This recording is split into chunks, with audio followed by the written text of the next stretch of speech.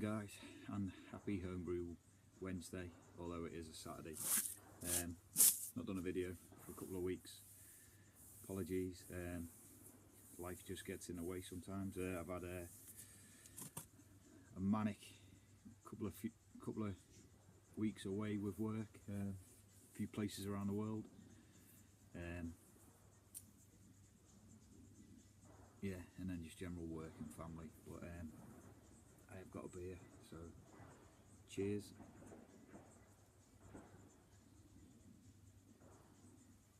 Oh, first one. That's the Brexit brew that I done a couple of weeks ago. Can't remember which homebrew Wednesday it was. I basically stole Adam at Baldy's Brewery's grain bill and hopped it up a bit with his hop. It's nice. The only thing I'd say is that I used the saison yeast. I wouldn't do that again. The hops are really fruity and the saison just detracts from it a bit, so I think I'd go for something a bit cleaner next time, US05 or something like that, but the cake's going down, so it's not all bad. So what have I been up to? Just finished the Herms. I'll put the footage on straight after this, and I'm going to brew with it tomorrow, so that'll probably be in a week or so's time. You'll see that. Really excited about this brew. It's Dropkick Nate Pico at Under the Table Brewing. Kindly emailed me the recipe last week, so I'm going to brew that tomorrow. Christen it with a worthy brew, I think. So cheers, Nate. So the Herms is finished. Hope you enjoyed the footage. It's not really a long video this. I don't think I haven't put it together yet, but I don't think it'll be too long.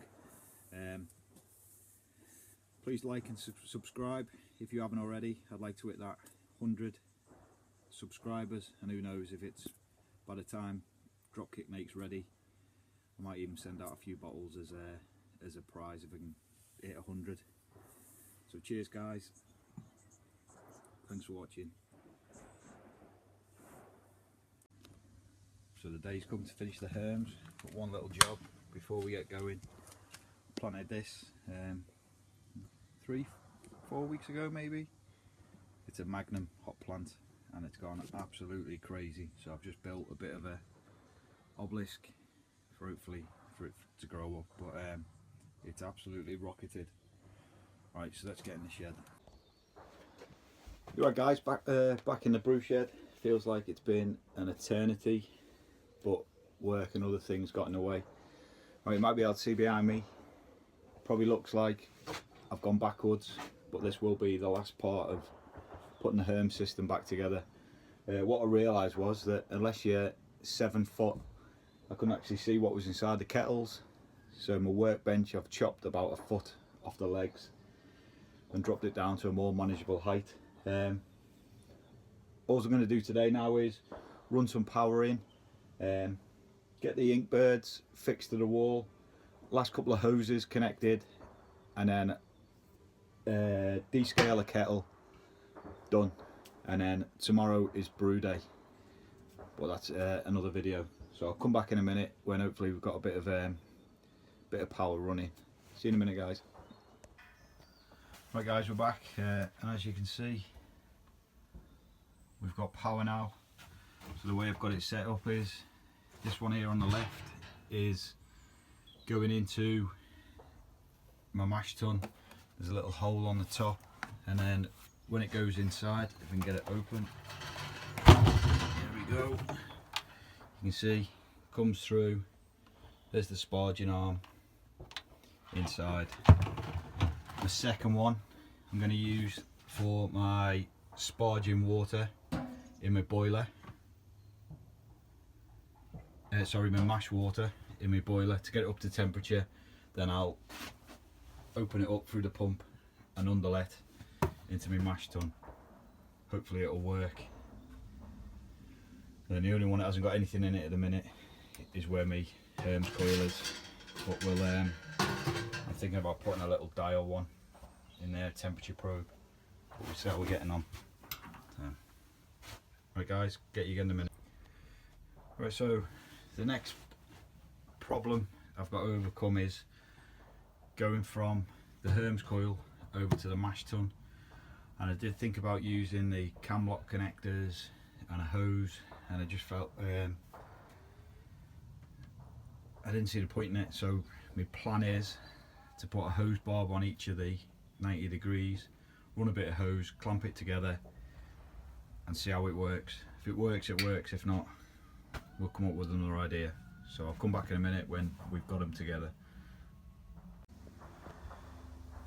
Right guys, so I've got the mash tun attached to the HERMS coils. The more eagle-eyed, if you're able to notice that I've also put a cam lock on the other 90 degree bend. So what I'm going to do now is get my pump attached or fitted somehow down below on the bench, attach some hoses, and we'll check if it works. Fingers crossed. I'll come back in a minute. Right guys, so I've got everything connected now, as you might be able to hear. It seems to be working. I've only got one of them little cheapo pumps at the minute. It took a while for it to start flowing, but once it did, seems to be working okay. So what I might do is do a bit of a warm it up. As you can see, there's a couple of leaks and things. First time it's been used, so I'm sure we'll get a couple of them. Tighten all them up, put some warm water through it and a bit of star sand I think, and we're done, hopefully. Everything seems to be working alright. So not convinced about that hose. I just think it might just be a bit of a pain in the arse when we clean it, so I might either put a quick disconnect on one end so I can take them apart to save unscrewing them all the time, but we'll see. But for now, I'm happy.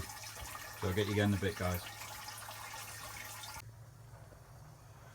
Right guys, so all the leaks are sorted, and then what I did was, from completely cold, I think the water was around 12 degrees C, 12-13 degrees C, I dumped a load of star sand in, you see there. Turn the boiler on with the HERMS coil in and let it all run. It's taking about half an hour, 35 minutes,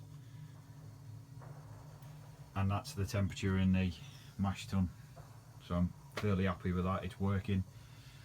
So on to tomorrow now, brew day. Right, so I'm all done, bar maybe one or two little adjustments, but until I brew with it, I don't think I really know if I need to change anything, so I'm going to do that tomorrow, but that's a different video. If you've got any suggestions, more than happy to listen to them. Please leave a comment below, and once